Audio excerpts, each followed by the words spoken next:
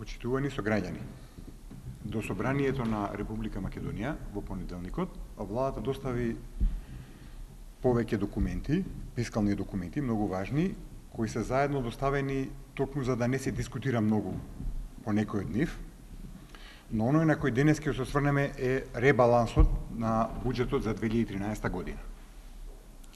Од друга страна, оваа недела беа објавени податоците за остварувањето на овогодишниот буџет заклучно со месец август. Споредбата на тие остварувања со предложениот ребаланс отвара неколку битни прашања кои на влада треба да бидат поставени сега. Прво, како владата мисли да ги оствари предвидените буџетски приходи со ребалансот до крај на оваа година? За да се остварат проекциите на владата со ребалансот, во 4 месеци до крајот на годината, а внимавајте, едниот е веќе поминат, зашто се работи на проекција од август, буџетските приходи во секој месец треба да бидат за 46 милиони евра поголеми од досегашниот месечен просек. Од каде стопанството ќе ги најде тие пари?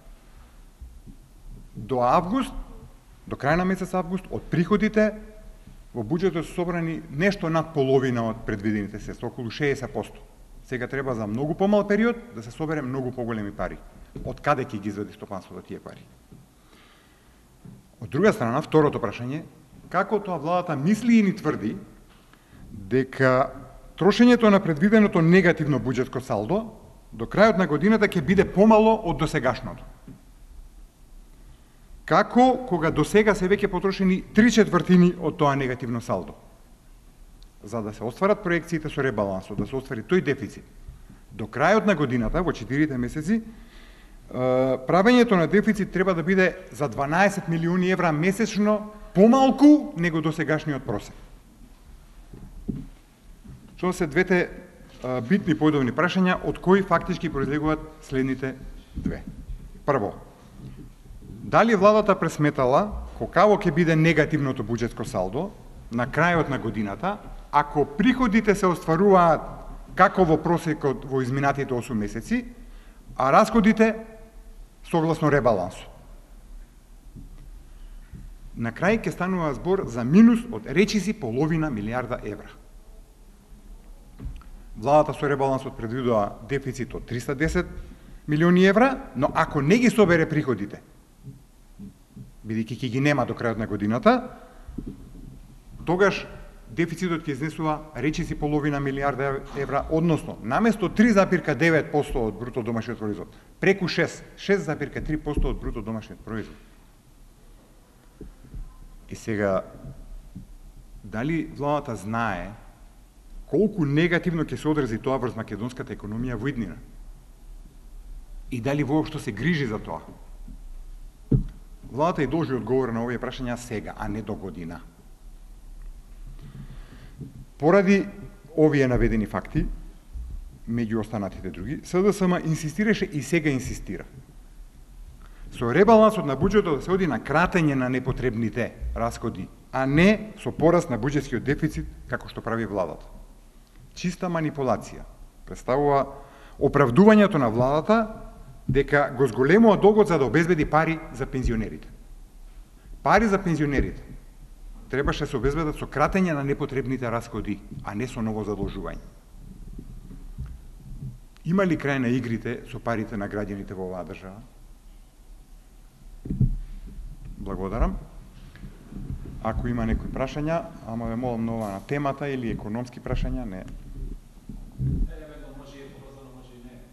Да видиме.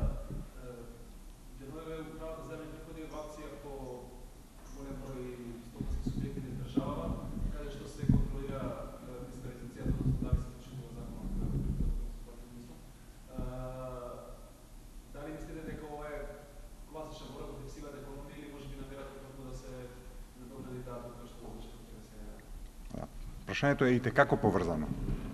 Знаете, нели оваа влада се фалеше дека има воспоставено многу солидна фискална дисциплина, ја има намалено даночната евазија и стегнато тука работите, и дека тоа функционира многу подобро него претходно.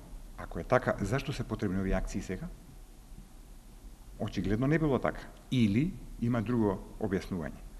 да водите политика на даночна контрола на даночната евазија, постојано, во текот на целата година, со нормални казни. Тоа значи водење на политика за намалување на даночната евазија или избегнување плаќање данок.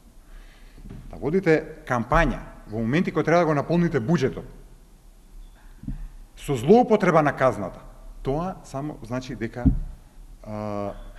владата почнала да води политика ден за ден, не долгорочна. Купи ден да видиме што ќе се случи наредниот. Бидејќи сега ќе се испразнат касите на предпријатијата, владата ќе собера краткорочно пари, но кој во иднина ќе вработува луѓе и кој во иднина ќе плаќа данок? Погрешен е подегот. Не е прашање на даночна дисциплина, тоа е оправдување. Фактички се работи за кампања на полнење на буџетот. И заради тоа е лоша, тоа не е политика, тоа е моментална практика на владата и е негативно.